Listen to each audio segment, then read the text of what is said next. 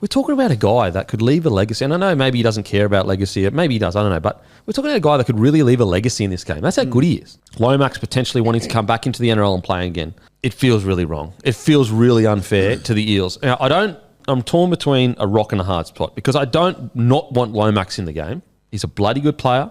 He played for his state, played for his country. He adds to the game by being a part of it. But it doesn't really sit right that this is... let's say it was a year, I could probably stomach it. Okay, you went to Union. It didn't really work out for you. Come back. You're a leaguey. It's just the pace at which this has happened that doesn't sit right for me, in my opinion. He had the contract, he went, and then this whole competition that was promised fell through. Like, he didn't predict that. It's fallen through, and now he wants to play footy somewhere, and NRL's his home. He had an expectation, and it changed. He obviously went too early without probably finding out the true nature of the competition and what was behind it. And he was obviously lured by the money, and good on him, why wouldn't you be?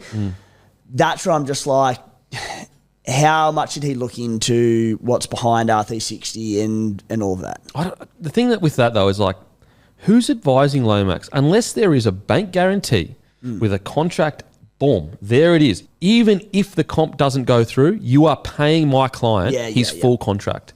Maybe that has happened. I don't know, but I doubt it because I don't think he'd be pushing this hard to get straight back in if he just got paid $4 or $5 million or whatever it would have been. And while due diligence is important from the player, like you're grown up, you need to do your own homework.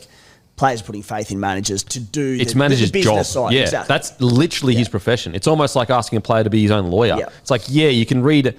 Like I know people say, oh, read the contract, bro. Go and read a contract and come back to me and tell me you totally understand that with all the lawyers. It's a lawyer's profession. If it was so easy to just like put contracts together, lawyers wouldn't. Anyway, but from an outside perspective, the Eels, or even if you're just a club that's a smaller club, you'd be sitting there going, how's this fair that the Storm, a top-tier club, is getting an Origin player now?